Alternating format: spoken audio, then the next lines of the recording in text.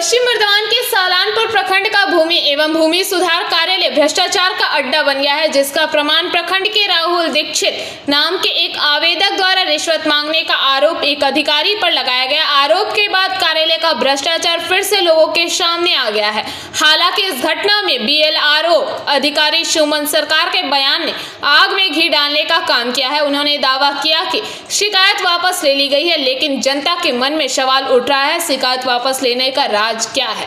क्या सालानपुर BLRO कार्यालय वाकई भ्रष्टाचार का अड्डा है या यहाँ दलालों की प्रभुत्व चल रही है?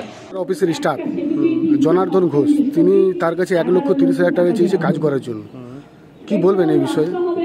রাহুল দীক্ষিতকে আমি নোটিশ করেছিলাম কমপ্লেন পাওয়ার পরে। উনি এসেছেন, উনি যেটা বলেছেন উনি কোথাও কারোর কাছে মানে একটু ভুল বোঝাবুঝি পক্ষে কমপ্লেনটা করেছিলেন। ওরকম কোনো জিনিস ঘটেনি এবং উনি ওটা নিয়ে ওই মর্মে একটা লিখিত ডিপোজিশন দিয়ে সে কমপ্লেন তুলে দিয়েছেন।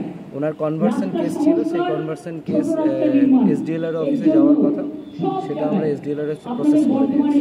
তাছাড়াও একাধিক কমপ্লেন আসে BLR অফিসে নিয়ে পরে তাদের কাছে টাকা চাওয়া হয়, প্রত্যেকটা কাজের জন্য এটাকে টাকা চাওয়া হয়। একটা কথা বলি, প্রথম কথা হচ্ছে আমাদের BLR অফিসে কিন্তু আমি আসার পরে প্রায় 6 মাস হলো কোনো ব্রোকার বা মুহুরি নেই।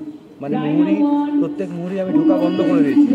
এখানে কিন্তু যারা পার্টি আছে, পার্টি ডাইরেক্ট আসে, অথবা পার্টি যদি না আসতে পারে তাহলে তার কোনো বাড়ির রিলেটিভ সেও যদি না আসতে পারে, তার উকিল বা অথরাইজ রিপ্রেজেন্টেটিভ অথরাইজ লেটার নিয়ে এলে তাহলে আমরা তাকে অ্যালাউ করি। এছাড়া আমরা এটা ডিসপ্লেও করেছি যে কোনো ধরনের মিউটেশন বলুন, কনভার্সন বলুন, পর্চা, সার্চিং যা কিছু আছে, যেগুলো সুবিধা আমরা দিয়ে থাকি ভূমি দপ্তর, সেগুলোর জন্য BSK রয়েছে, বাংলা সহায়তা কেন্দ্র, BDO অফিসে রয়েছে এবং পঞ্চায়েতে বিভিন্ন জায়গায় রয়েছে। সেখানেই কিন্তু আমরা যেতে বলি এবং সে বিষয়ে আমাদের একটা অলরেডি নোটিশ বোর্ডে টাঙানো আছে। তো এক্ষেত্রে আপনি যে জায়গাটা বলছেন, কমপ্লেন আসতেই পারে, কমপ্লেনের কিন্তু কোনো কমপ্লেনই মানে বাস্তবতা কিছু প্রমাণ হয়নি। सालानपुर से राहुल तिवारी की रिपोर्ट, PBTV न्यूज़।